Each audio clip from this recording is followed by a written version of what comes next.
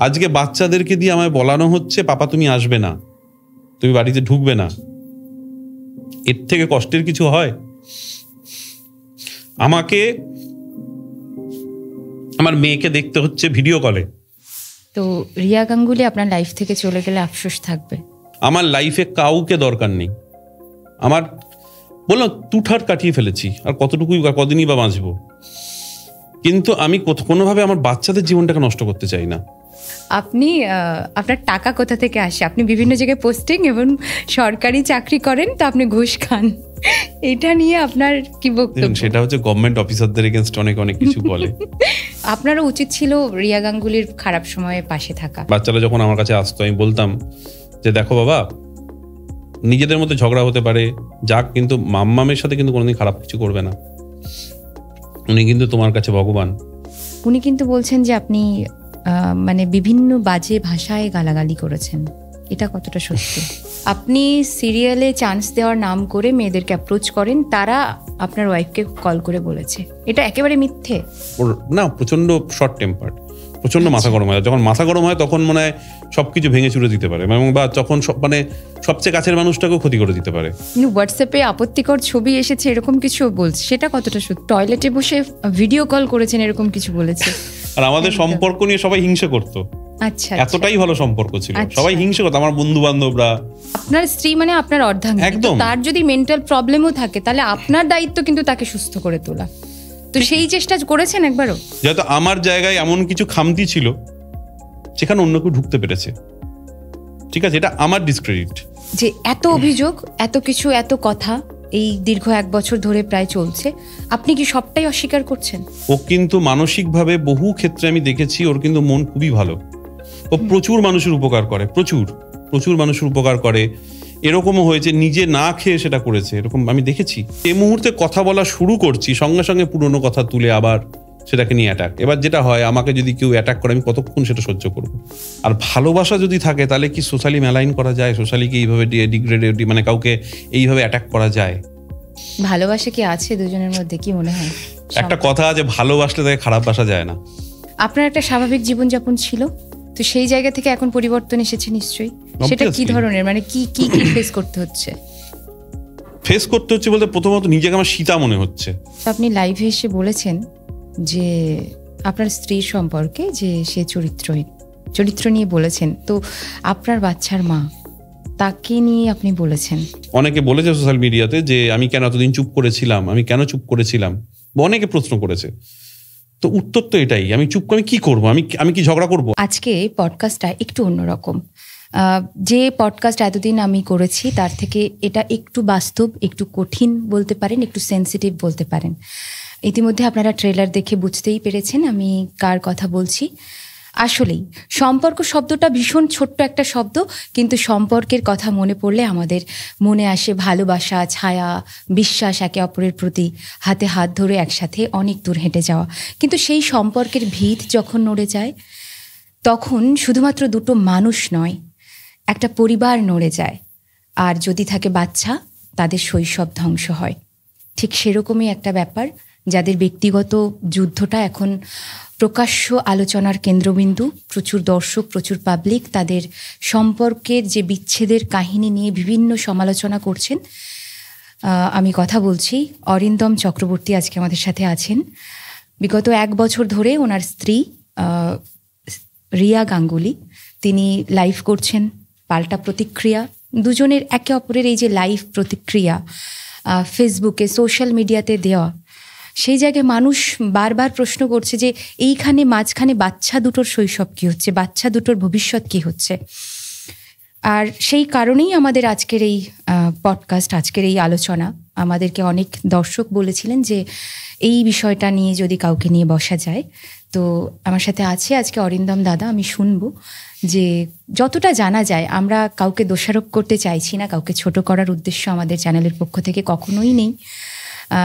জানার চেষ্টা করব যে ভালোবাসা কেন শেষ হয়, ভালোবাসা কোথায় শেষ হয়, আর ধৈর্য কেন এত মানুষের কম, আর ইন্ডাস্ট্রির সাথে জড়িত থাকলেই কি সম্পর্কটা এই জায়গায়। অরিন্দম দাকে প্রথমে বলি যে আমি জিজ্ঞেস করবো না যে আপনি ভালো আছেন কিনা, কারণ এরকম সিচুয়েশনে সত্যি কথা বলতে সম্পর্ক যখন খারাপের দিকে যায় তখন দুই পক্ষেরই সমস্যা হয়, সেটা কম বেশি বলতে পারেন, কিন্তু মানসিক অবস্থা তো সবার ভালো থাকে না। তো বলুন তবুও কেমন যাচ্ছে দিনগুলো এখন? ঠিক আছে, টানাপোড়েনের মধ্যেই যাচ্ছে। অবশ্যই, মানে ভালো থাকার চেষ্টা তো করতেই হবে, সবসময় ভালো থাকতে হবে। একদম। দাদা একজন প্রশাসনিক কর্মকর্তা, সাথে পরিচালক। তো বলুন, একদম প্রথম থেকে শুনি। খুব তো শুনলাম আপনাদের কাদা ছোঁড়াছুড়ি দুই পক্ষ থেকে, হ্যাঁ, তো একটু ভালো কথা শুনি না আজকে। প্রথম থেকে বলুন তো আপনাদের ভালো লাগা ভালোবাসার কথা কোথা থেকে শুরু হয়েছিল, দেখি একটু দুজনের মন নরম হয় কিনা। হ্যাঁ, না মানে দেখুন, আমার কোনো ইচ্ছেই নেই খারাপ কথা বলার, কারণ ওই ধারণাতে আমি বিশ্বাসী নই। আমি খুব পজিটিভ মানুষ এবং আমি সবসময় পজিটিভিটিতে বিশ্বাস করি। তো হয় যে কোনো সম্পর্কের যেরকম ভালো দিক থাকে, তেমনি একসাথে যদি থালা বাসনও থাকে তাহলেও ঠোকাঠুকি লাগে। তো যে কোনো সম্পর্কের মধ্যেই ভালোবাসা যেমন থাকে, তার সাথে মানবিমান, তার সাথে ঝগড়াঝাটি তো অবিচ্ছেদ্য অঙ্গ। তো সুতরাং আমি কোনো রকম কাদা ছোড়াছুড়িতে বিশ্বাসীও নই। প্রচুর ভালো মোমেন্টস, ইনফ্যাক্ট আমাদের ভালো মোমেন্টের সংখ্যাই অনেক বেশি। মানে আমাদের আলাপই হয় খুব একটা, মানে সেই সময় আমার মনে আছে 2012 সালে, 2012 না, ইনফ্যাক্ট 2011, হ্যাঁ 2012 সালেই আমাদের আলাপ হয়। 12 সালের 6 ডিসেম্বর আমাদের সেই অর্থে সম্পর্ক হয়। তার আগে আলাপ হয়েছিল, কিন্তু সম্পর্ক যদি হয় সেটা 2012 সালে 6 ডিসেম্বর। যার জন্য 2013 সালে 6 ডিসেম্বর আমরা বিয়ে করেছিলাম। তো সেটাকে মান্যতা দেওয়ার জন্যই যে 1 বছরের মাথায়। এবং একটা বছর, বিয়ের আগে একটা বছর আমরা খুবই ভালো সময় কাটিয়েছি। আমরা একসাথে থাকতাম, একসাথে প্রচুর স্বপ্ন দেখতাম, একসাথে যা হয় কাজের চিন্তা করতাম, অনেক কোয়ালিটি টাইম স্পেন্ড করেছি। তো একটা কাজের সূত্রেই আলাপ হয়েছিল। আমি একটা সিনেমা করছিলাম, আষাঢ়ে গপ্প বলে একটা সিনেমা করছিলাম। আবির ছিল, পায়েল রুদ্রদা ছিল। তো সেই সিনেমার সূত্রেই আলাপ, এবং তারপর একসাথে সিনেমাটা আমরা করি। ও কাজ করে, কাস্টিং করি, এবং সেখানে কাজ করতে করতে আলাপটা আরো ডিপ হয়। এবং সেখান থেকে আমাদের মনে হয় যে, তখন আমি চাকরি করতামই, তো ও বলেছিল যে ও WBCS দিতে চায়। আচ্ছা। তো সেই জায়গা থেকে আমার মনে হয়েছিল যে এমন একটা মানুষ আমি হয়তো পাচ্ছি যে আমারই জগতে কাজ করে, এবং আমার হয় না ওয়েভলেংথ ম্যাচ করার যে ব্যাপারটা, যে একই রকম কাজ যদি করে তাহলে ওয়েভলেংথ কোথাও একটা ম্যাচ করে, আন্ডারস্ট্যান্ডিংটাও খুব ভালো। তো সেই জন্য আমরা ঠিক করি যে বিয়ের কথা চিন্তা করা যায়। যখন আমাদের সম্পর্কটা হচ্ছে তাহলে আমরা একসাথে যাতে সারা জীবন থাকা যায় সেইটা প্ল্যান করি আমরা। এবং তারপর আমাদের বিয়ে হয়। এবং সত্যি কথা বলতে আমি খুব খুব খুব ভালো সময় কাটিয়েছি, ভীষণ ভালো সময় কাটিয়েছি। আমরা একসাথে প্রচুর ঘুরতে গেছি, একসাথে আনন্দ করেছি, একসাথে খুবই কোয়ালিটি টাইম স্পেন্ড করেছি। এবং তারপরে ভগবান আমাদের দুটো অ্যাঞ্জেলকে দেয়। এটা খুবই রেয়ার, একটা ছেলে একটা মেয়ে, টুইন্স, এটা ভীষণ ভীষণ রেয়ার একদম। তো ভগবান আমাদের সেই স্বপ্ন পূরণ করে। আমার খুব ইচ্ছে ছিল মেয়ে, ওর খুব ইচ্ছে ছিল ছেলে। তো হয়তো ভগবান সেটা শুনেছিল, তাই একই সাথে দুজনকে দিয়ে দিয়েছিল। তো সেই দিক থেকে আমি ভীষণ হ্যাপি, কারণ আমাদের সব দিক থেকেই আমাকে ভগবান, আমি যা চেয়েছি তাই হয়েছে। কারণ আমি চেয়েছিলাম সরকারি চাকরি করতে, সেটা আমি করেছি। আমি ছোটবেলায় ক্রিকেট খেলতাম, সেটা হয়তো হয়নি বিভিন্ন কারণে, কিন্তু ফিল্ম ইন্ডাস্ট্রি নিয়ে আমার স্বপ্ন, মানে যখন পরবর্তী সময় দেখেছি, সেখানে আমার নিজের সিনেমা রিলিজ করেছে, নিজের কাজ রিলিজ করেছে, এখনো সিরিজ রিলিজ হচ্ছে, বা আমরা সিনেমা প্রডিউস করেছি। তো যে স্বপ্নগুলো ছিল মোটামুটি সবই সার্থক হয়েছিল। সুতরাং সেই দিক থেকে আমার কোনো দুঃখ নেই। সম্পর্ক দেখুন, সবকিছু হয়তো যেরকম মানুষ চায় সেটা হয়তো হয় না সব সময়। সেটা কোথাও হয়েছিল, আমি অস্বীকার করছি না, হয়নি কখনো সেটা আমি বলছি না, হয়েছিল। কিন্তু কোথাও সন্দেহ, মিসট্রাস্ট, ভুল বোঝাবুঝি, এই জিনিসটা কোথাও সম্পর্কের ভিতকে কোথাও দুর্বল করে দেয়। আর একবার যদি ভিতে কোথাও ঘুম ধরে যায়, সেটা বাড়তেই থাকে। আসলে হয়তো সেটাই হয়েছে। তো সেটা আমি চেষ্টা করেছি বহুবার সেটাকে আটকানোর, সেটাকে, মানে আমাদের ইন্ডাস্ট্রি নিয়ে যেটা আপনি বলছিলেন, এই ইন্ডাস্ট্রিতে মানুষের একটা ধারণা থাকে ইন্ডাস্ট্রিতে সবাই খুব খারাপ এবং সবাই প্রচুর সম্পর্কে জড়িয়ে পড়ে। এটা তো কোনো কথা নয়। আমরা নর্মাল মানুষ, আমরা একটা আর 5টা মানুষের মতো আমরাও নর্মাল মানুষ। তা আমাদেরও কোনো আলাদা করে হাত পা কান নাক নেই। আমাদেরও সবার যেরকম মন থাকে, হার্ট থাকে, আমাদেরও আছে। হ্যাঁ, আমাদের যেটা মানে বেশি থাকে সেটা হচ্ছে আমরা ক্রিয়েটিভ মানুষ, মানে আমরা হয়তো ক্রিয়েশন করতে চাই। সবাই হয়তো যদি নর্মাল একটা জিনিসকে ছোট কিছু ভাবে, আমরা সেটাকে অনেক কিছু ভাবার চেষ্টা করি। ডিফারেন্স বলতে এটুকুই। তো আমাদের কোথাও ক্রিয়েশনের জন্য হয়তো আমরা ভীষণ ইমোশনাল হয়ে পড়ি, ভীষণ চিন্তা ভাবনা করি বা ভীষণ মিশে যাই, ঢুকে যাই কোনো বিষয়ে। তাতে হয়তো ভালোবাসাও হতে পারে, তাতে হেট্রেডও হতে পারে। কিভাবে দেখবো সেটা হচ্ছে আমাদের উপর।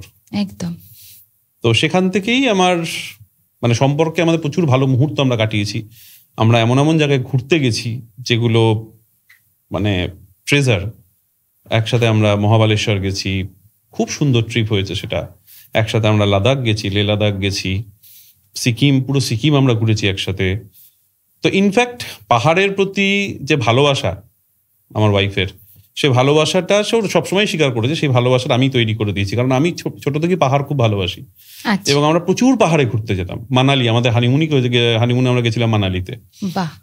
তো পাহাড়ের প্রতি ভালোবাসা, এবং তারপর থেকে ও প্রচুর ট্রেক করেছে, নিজে সোলো ট্রেক করেছে। তো সুতরাং ভালো মুহূর্ত প্রচুর। ভালো মুহূর্ত কত বছর ছিল বাচ্চা হওয়ার আগে? হ্যাঁ, না বাচ্চা হওয়ার আগে তো ছিলই, তত বাচ্চারাই হয়তো আসতো না। অবশ্যই ভালো মুহূর্ত পুরোটাই ছিল। বাচ্চা হওয়ার পরেও আমি বলছি 2018 পর্যন্ত খুব ভালো সময় গেছে। মানে 13 থেকে 18 গোল্ডেন পিরিয়ড গেছে সম্পর্কের। আচ্ছা, মানে 5 বছর একদম পারফেক্ট টাইম ছিল ভীষণভাবে। তো এটা কি তারপরে কেন এরকম প্রবলেম, মানে দূরত্বের কারণে কি হতে পারে? কারণ একটা কথা সবসময়ই আছে, আমরা বিশ্বাস করি যে লং ডিস্টেন্স রিলেশনশিপ কোথাও প্রবলেম হয়ে যায়। তো আমাদের কাজের জগৎটা এমন হয়ে গেছিল যে আমার বাড়ি তো দমদমে, আর আমাদের ওয়ার্ক প্লেস হচ্ছে টলিগঞ্জ। আমার যদিও সরকারি চাকরির ক্ষেত্রে আমি বিভিন্ন জায়গায় যেতে হয়, আমাকে বহু জায়গায় থাকতে হয়, কিন্তু ওর পুরোটাই হচ্ছে টলিগঞ্জ বেস্ট। তো ন্যাচারালি দমদম থেকে মেগা সিরিয়াল যেহেতু ও করতো বা এখনো করে, তো দমদম থেকে টলিগঞ্জ ডেইলি আপ ডাউন করাটা খুব ডিফিকাল্ট হয়ে যায়। কারণ সকাল 7টায় কল টাইম থাকে, যখন তখন 6টার সময় থাকতে পারে, হোল নাইট থাকতে পারে, নানা রকমের শুটিং শিডিউল আমাদের থাকে। তো সেই জন্য যখন দমদম থেকে রেগুলার এই যাতায়াতটা প্রবলেম হয়ে যাচ্ছে, তো তখন টলিগঞ্জে একটা ফ্ল্যাট কেনা হলো। সেখান থেকে যাতায়াত করতে, ফ্ল্যাটটা খুব ছোট ছিল। তো আমাকে একদিন বললো যে ওই ফ্ল্যাটটা থেকে, বাচ্চারা তখন হয়েছে, যে ফ্ল্যাটটা বড্ড ছোট হয়ে যাচ্ছে, তো আমরা যদি একটু বড় কোথাও কিছু প্ল্যান করি। প্লাস আমি দেখলাম যে ওর বাবা মাও যদি থাকতে পারে বাচ্চাদের কাছে, কারণ বাবা মা থাকাটা, আমি সবসময় ফ্যামিলিতে প্রচন্ড বিশ্বাস করি। আচ্ছা, কারণ ফ্যামিলি লাইফটা আমার কাছে, আমি ছোটবেলা, আমি তো খুব মধ্যবিত্ত পরিবারে বড় হয়েছি, আমি দেখেছি বাবা মার গাইডেন্স, দাদু ঠাকুমার গাইডেন্স কতটা ইম্পর্টেন্ট। একদম একদম। কারণ ছোট থেকে আমার দাদু ঠাকুমা আমার সাথে, আমার দাদু দিদা হয়তো বেঁচে ছিলেন না, আমি যখন জন্মেছি তখন আমি কোনোদিন সেভাবে দেখিনি, কিন্তু আমার দাদু ঠাকুমা ছিল, এবং দাদু ঠাকুমা ভীষণ মানে একটা পজিটিভ একটা ভাইবস আমার মধ্যে সবসময় প্লে করতো। কাকা কাকিমা, মানে আমরা খুব জয়েন্ট ফ্যামিলিতে আমি ছোটবেলাটা আমার কেটেছে। আচ্ছা আচ্ছা। তো আমিও চাইতাম যে আমার বাচ্চারাও যাতে অন্তত আইদা দাদু ঠাকুমা, মানে ঠাকুরদা ঠাকুমা অথবা দাদু দিদা, এদের সাহচর্যটা যে পায়, এদের যাতে আদরটা পায়। কারণ আমরা কতটুকু সময় দিতে পারি, আমি আমার জগৎ নিয়ে ব্যস্ত, ওর কাজের জগৎ নিয়ে ব্যস্ত। তো বাচ্চাদের এই যে আপব্রিঙ্গিংটা, সেটা যাতে অন্তত কোনো সিনিয়র মানুষরা থাকলে তাদের সেই গাইডেন্সটা তারা পাবে। ওই জন্য আমি ঠিক করলাম যে মন্দির তলাতে একটা ফ্ল্যাট কিনলে, কারণ যেহেতু ওখানে আমার শ্বশুর বাড়ি, তো ওদের গাইডেন্সটা ওরা পাবে, সেজন্য ওখানে একটা ফ্ল্যাট কিনলাম। কিন্তু যেটা হলো, আমার বাবা মা বয়স হয়ে গেছে, এবং আমার মা দীর্ঘদিনের ডায়াবেটিসের পেশেন্ট, প্লাস হার্টের বাইপাস সার্জারি হয়েছে 2015 সালে। আচ্ছা। তারপরে যা হয়, সুগার থাকলে কিডনিতে এফেক্ট করে, এখন মা খুবই অসুস্থ। তো এই সব কারণের জন্য আমাকে বাড়িতেও দেখতে হতো, কারণ বাবা মার একটাই মাত্র ছেলে আমি, তো আমাকে বাড়িতেও থাকতে হতো, ওখানেও যেতে হতো। তো ফুল টাইম আমি কোথাও দিতে পারতাম না। ফলে কি হতো, ডিস্টেন্স ওই বাড়া শুরু হলো। তার আগে যেটা হতো, আমাদের মধ্যে কি 18 সাল পর্যন্ত ঝগড়া হয়নি? প্রচুর ঝগড়া হয়েছে, রীতিমতো মারামারি হয়েছে, বাট স্টিল দিনের শেষে আমরা জানতাম যে আমাদের একসাথে থাকতে হবে। একদম। তো যতই ঝগড়াঝাটি করি, যাই করি, রাত্রিবেলা হয়তো আবার রাগ ভাঙাতাম বা ও আমার রাগ ভাঙাতো, কোথাও সেটা মিটে যেত। বাট যখনই ডিস্টেন্স, মানে লং ডিস্টেন্স শুরু হলো, মানে দুজনে থাকার জায়গা আলাদা হয়ে গেল, তখন কি হলো, ওইটা বাড়তে শুরু করলো। ওটাকে তো মানাবার, আমি দূরে আছি, আমারও সেই স্পেসটা নেই, আমি দূরে আছি, আমরা স্পেস দিতে চেয়েছিলাম সম্পর্কে, কিন্তু স্পেসটা এতটাই বড় হয়ে গেল যে সেই মাঝখানে গ্যাপটা বিরাট তৈরি হয়ে গেল। একদম, আসলেই। আর একটা কথা আছে যে আপনি যেহেতু বললেন যে একদম গোল্ডেন টাইম, এবং আপনার কথা শুনেই মনে হচ্ছে যে সত্যিই খুব সুন্দর একটা সম্পর্ক ছিল, সেই জায়গায় মানুষের নজর লাগে অনেকে বলে, তো সেটা কি বিশ্বাস করেন? আমি ওটা কুসংস্কারে বিশ্বাস করি না, বাট স্টিল কিছু তো একটা হয়েছিল, এটা হওয়ার কথা নয়। আর আমাদের সম্পর্ক নিয়ে সবাই হিংসে করতো, এতটাই ভালো সম্পর্ক ছিল, সবাই হিংসে করতো, আমার বন্ধু বান্ধবরা খুবই হিংসে করতো যে আমরা এত ভালো সময় কাটাতাম। সেরকমই ছিল, হঠাৎ করে যাই না, কিছু তো একটা হতেই পারে। সেটা তো হঠাৎ করে বলতে যখন সোশ্যাল মিডিয়াতে প্রকাশ হলো ব্যাপারটা ওই পক্ষ থেকে, তার আগে কি আপনি এটা আন্দাজ করেছিলেন কখনো যে এরকম হতে পারে, যে একদম দর্শকের সামনে আপনার? কোনোদিনই না, কারণ এটা আমি এর আগে প্রচুর ঝগড়াঝাটি হয়েছে, কিন্তু এরকম কোনোদিন হয়নি। ফলে ওটাই মানে আমি দুঃস্বপ্নেও ভাবতে পারি এরকম যে করা যায়, সেটাই আমার কোনোদিন মাথাতেও আসেনি, আমি কোনোদিন মানে দুঃস্বপ্নেও ভাবিনি। তার আগে যেটা ছিল হচ্ছে, হ্যাঁ, আমাদের মধ্যে একটা ডিস্টেন্স তো অবশ্যই তৈরি হয়েছিল, ভুল বোঝাবুঝি হতো, এবং সেই সময়টা আমার দিদি, আমার নিজের দিদি প্রচন্ড অসুস্থ ছিল এবং আলটিমেটলি এক্সপায়ার করে। তো সেটা আমার বাড়িতে আমার বাবা মার কাছে একটা বিরাট শক। একমাত্র মানে এক ছেলে এক মেয়ে ছিলাম আমরা, ওনাদের কি হয়েছিল? ওনার একটা মানে অদ্ভুত একটা রোগ হয়েছিল, অ্যাকান্থ্যামিবা, মানে অ্যাকান্থ্যামিবা এনকেফেলাইটিস, এরকম কিছু একটা রোগটার নাম। মানে অ্যামিবার ব্রেনে চলে যায় এবং সে ব্রেনে গিয়ে ওটা ব্রেনকে খেয়ে নেয়, ব্রেন ইটিং, এবং যার ওষুধ এখনো পৃথিবীতে আবিষ্কার হয়নি। আচ্ছা আচ্ছা। তো আমরা প্রচুর চেষ্টা করেছিলাম, মানে আমি, আমার জামাইবাবু INK-তে নিউরোসায়েন্স, ওখানে প্রায় 3-3.5 মাস ভেন্টিলেশনে ছিল। আমরা জলের মতো টাকা খরচ করেছি বাঁচানোর জন্য, বাট হলো না, কারণ ওই রোগটার ট্রিটমেন্টই এখন আসেনি পৃথিবীতে। তো সব দিক থেকেই আমরা পুরো তখন মানে শ্যাটার্ড হয়ে গেছিলাম। আমার দিদি, আমার বাবা মায়ের একমাত্র মেয়ে। এটা কত সালে? এই 2024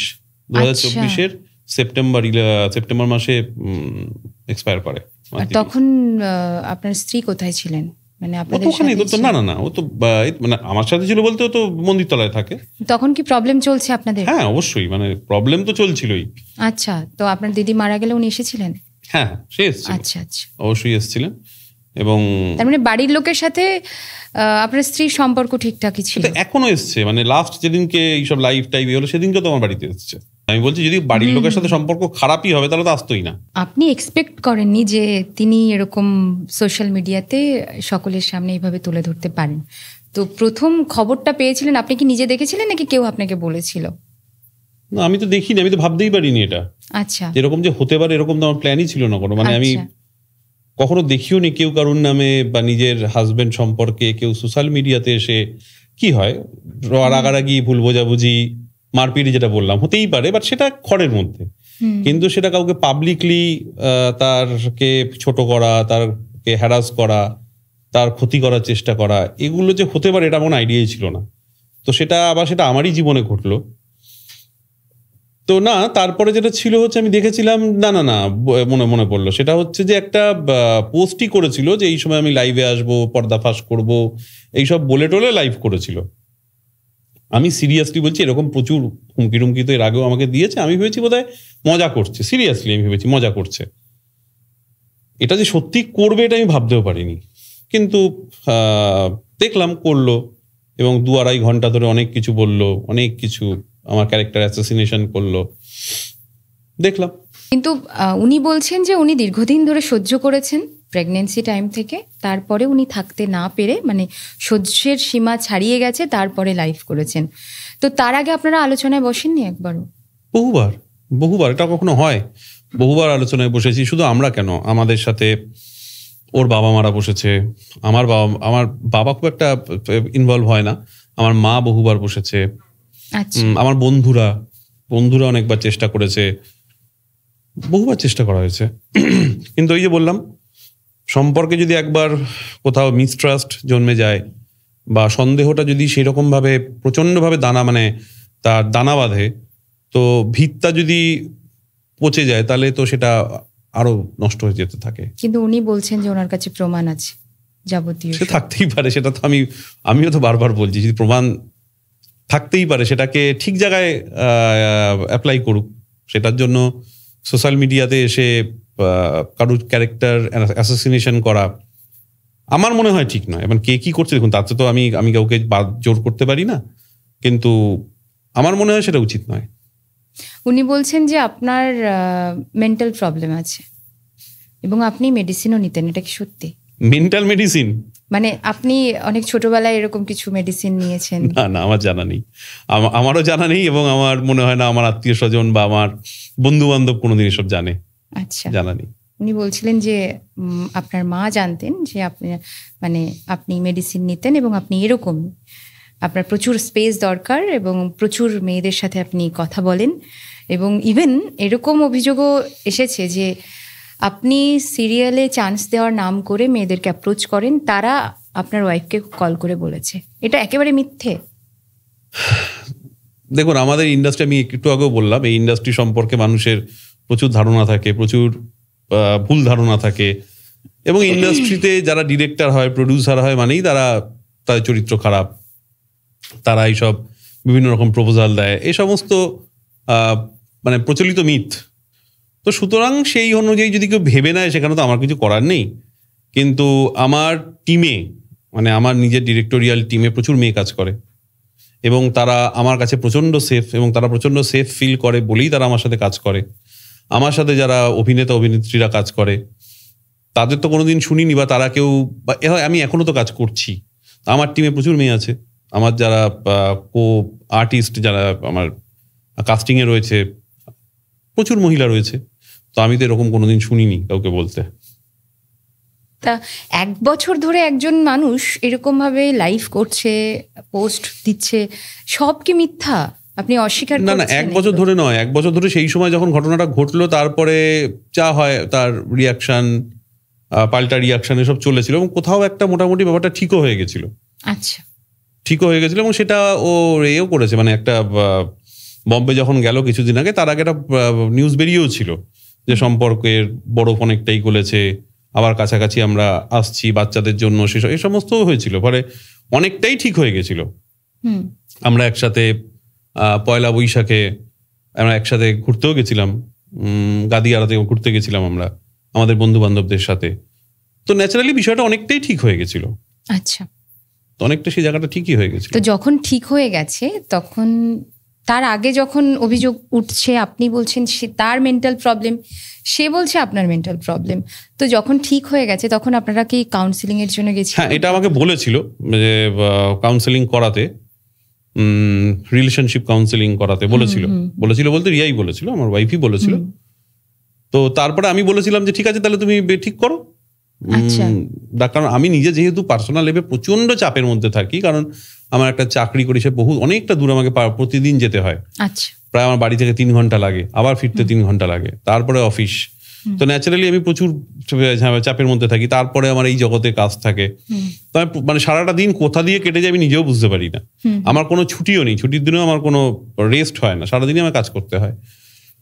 তো সেই জন্যই বলেছিলাম যে তুমি ঠিক করো, তাহলে আমরা নিশ্চয়ই যেতে পারি। কারণ আমার মেইন কনসার্ন হচ্ছে আমার বাচ্চারা, আমার বাচ্চাদের জন্য আমি সবকিছু করতে পারি। সে যেখানে যাওয়ার, যেখানে যা কিছু করার আমি সমস্ত করতে পারি। তো ও ব্যাপারটা সিরিয়াসলি নিয়েছিল। তখন কথাবার্তা বলা, আমি বলেছিলাম যে অ্যাপয়েন্টমেন্ট করো, আমি যাবো, কোনো অসুবিধা নেই। আচ্ছা, তো সেটা তো আর হলো না। আচ্ছা, বাচ্চাদের দায়িত্ব, বাচ্চাদের ভরণ পোষণ বলুন, সবকিছুর দায়িত্ব আপনি বলেছেন যে আপনিই দেন, এটা সত্যি? একদম, ফুললি। কিছু কিছু সময় চেষ্টা করেছে, আমি পুরোটা অস্বীকার করবো না। কিছু কিছু সময় না, কিছুদিন আগেও যখন ওর কাজ করতো, মেগা সিরিয়াল করতো, তখন ওই গ্রসারির কিছু টাকা পয়সা দিত, বা হয়তো গান নাচ যে বাচ্চারা শেখে, সেখানে কিছু টাকা পয়সা করতো।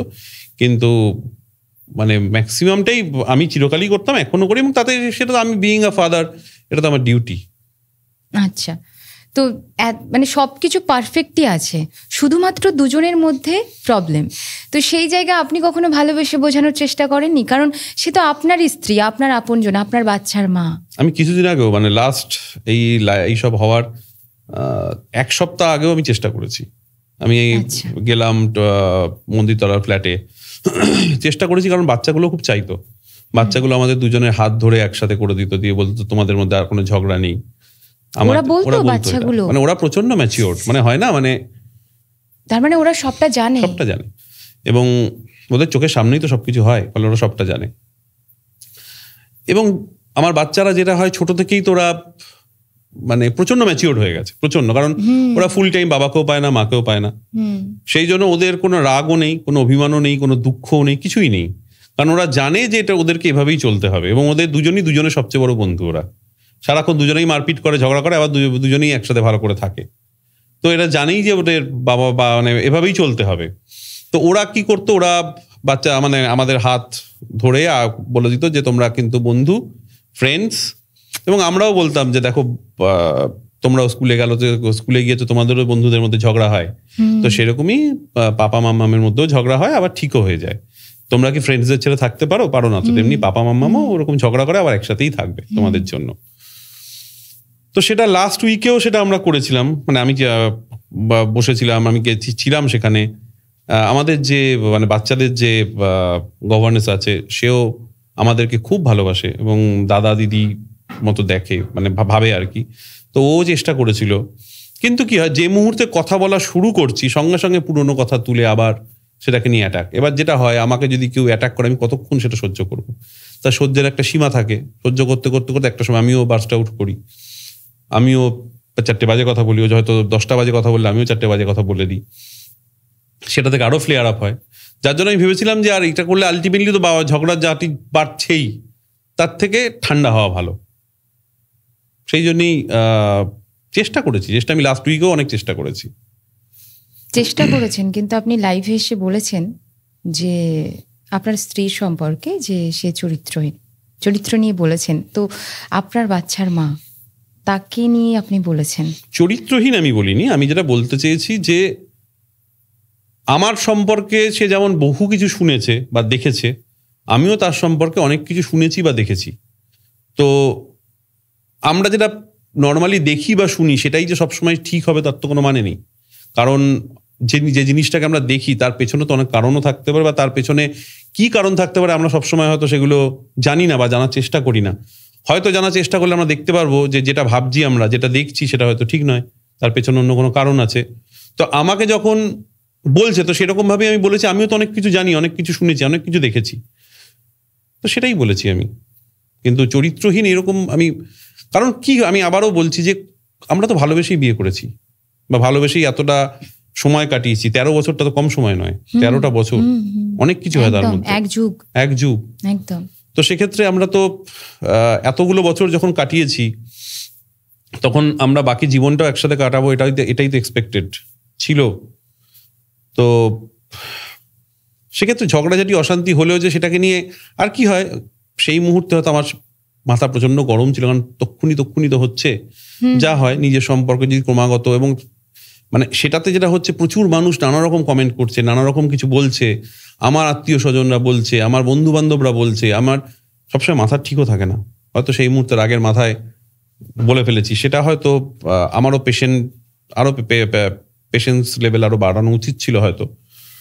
বাট আমরা তো মানুষ, কোথাও হিউম্যান বিইং, আমাদেরও তো দোষ গুণ ভুল সবই থাকে। মানুষ বলছে মানে মানুষ তো বলবেই, যেখানে বিষয়টা একেবারে প্রকাশ্যে চর্চা চলছে, মানুষ বলবে। আর মানুষ বলছে আরো একটা কারণ আছে, বাচ্চা দুটোর জন্য।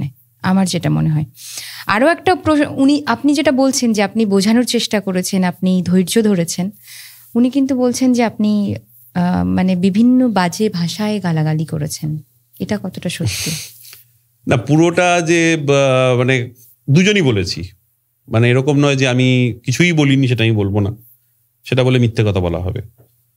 কিন্তু ওই মানে ক্রমাগত যদি আমাকে অ্যাটাক করা হয়, আমাকে কোনো একটা পার্টিকুলার একজনকে নিয়ে যদি সবসময় নোংরা কথা বলা হয়, যে কোনো ক্ষেত্রে, হয়তো আমি জল খাচ্ছি না সেটাকে নিয়ে হয়তো বলছে যে আমি তার সাথে আছি বলে জল খাচ্ছি না, এরকম একটা লেভেলে চলে গেছে।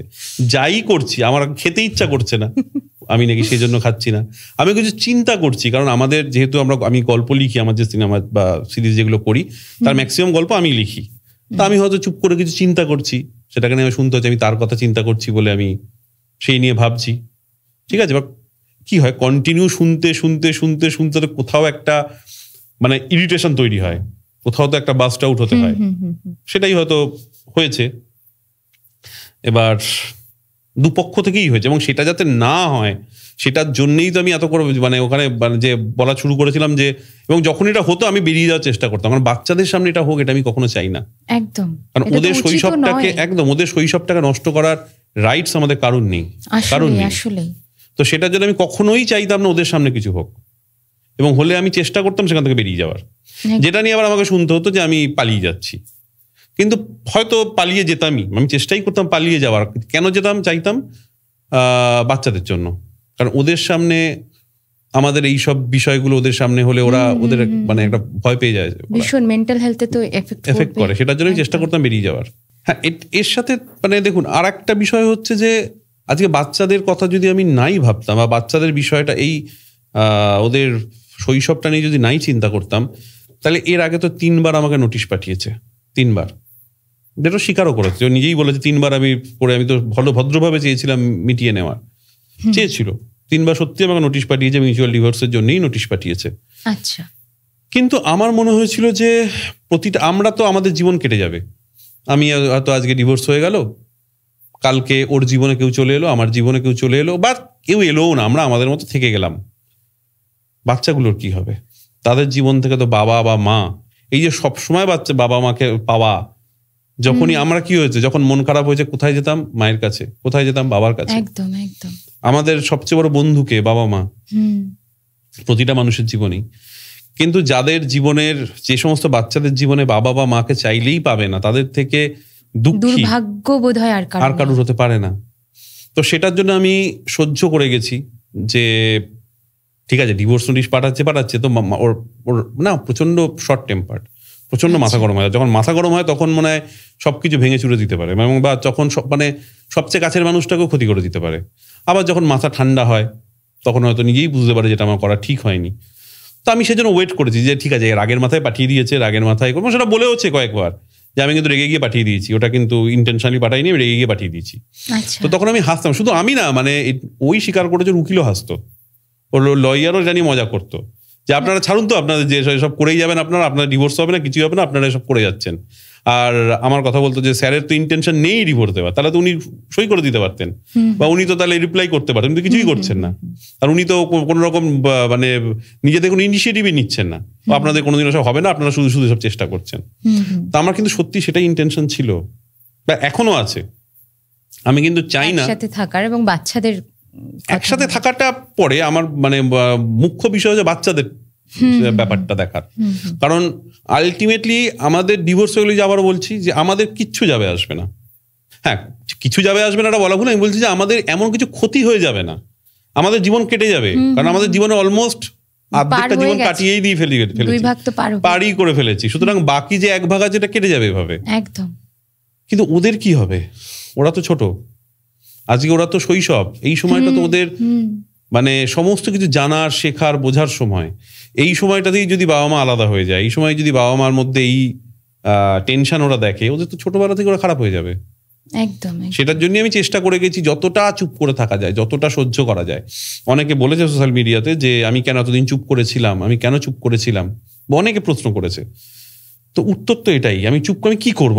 আমি কি ঝগড়া করবো? আমি কি, দেখুন আমি তো চেষ্টা করে, আমি এটাও করতে, আজকে যেখানে থাকছে সেই বাড়ির, সেই ফ্ল্যাটের প্রতি মাসের ইএমআই আমি দিই, সেই মাসে সেই বাড়ির যাবতীয় সমস্ত আমি খরচ করি, সেই বাচ্চাদের যাবতীয় সমস্ত কিছু আমিই তো করি।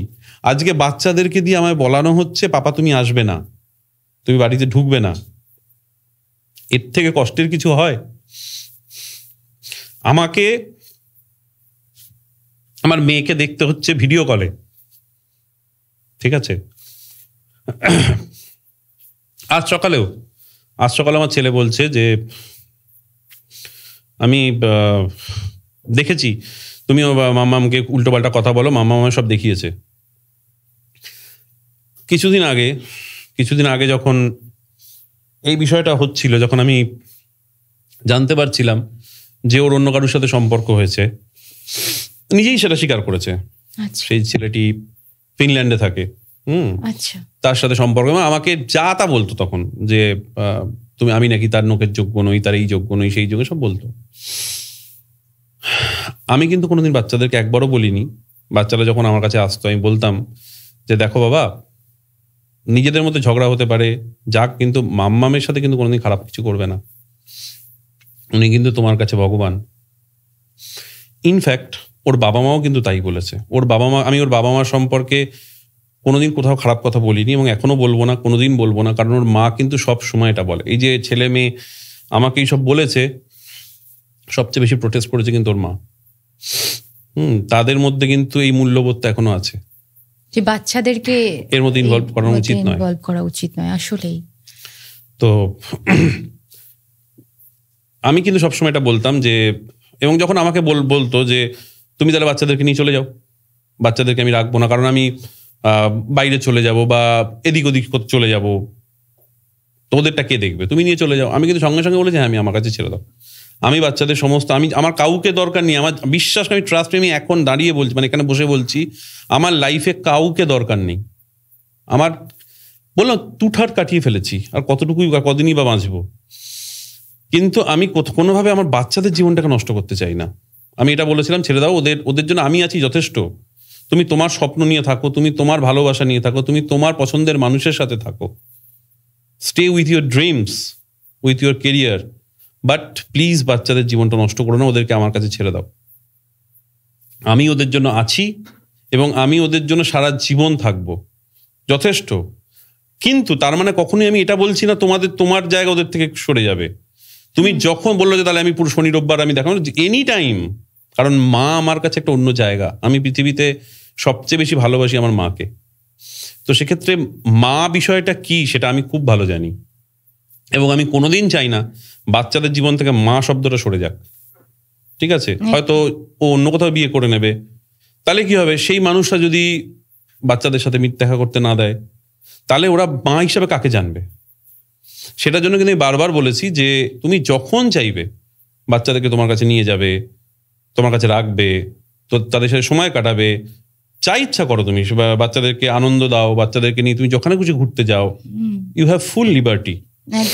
কিন্তু যখন আমার সম্পর্কে এই বিষয়টা এসছে, যখন উল্টো পাল্টা আজে বাজে সমস্ত, মানে একটা বিষয়ে তো কোনো ফ্যাক্ট নেই, কোনো ভিত্তি নেই, জাস্ট কিছু লোকের কথা শুনে, কিছু লোকের প্ররোচনা এটা করে যাচ্ছে, এবং সেক্ষেত্রে তাদেরকে বোঝাচ্ছে যে বাবা যেন এখানে না আসে, বাবা যাতে ওদের জীবন থেকে সরে যায়।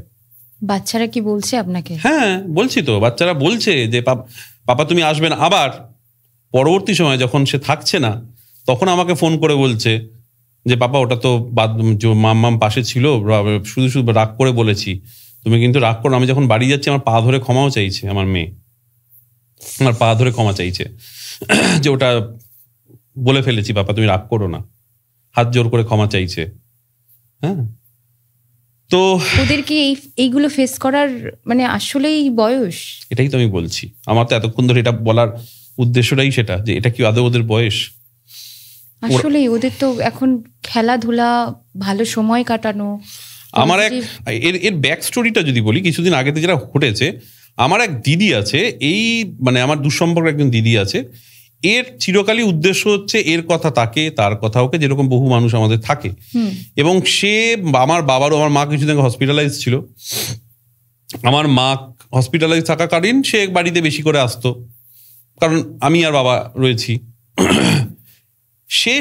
এই সময় তার সাথে বাবার একটা ঝগড়াঝাটি হয়, এবার যেটা হয় বাবার আফটার রিটায়ারমেন্ট একটু খিটখিটে হয়ে গেছে, এবার সেই জন্য কোনো কিছুতে খুব তাড়াতাড়ি ইরিটেটেড হয়ে যায়, তাকে 4টে বাজে কথা বলেছে, সেই রাগের জন্য সে পুরোটা সাজিয়ে, ও জানে যে এই বিষয়টা লাইভ হয়েছে গত বছর একটি মানুষকে নিয়ে।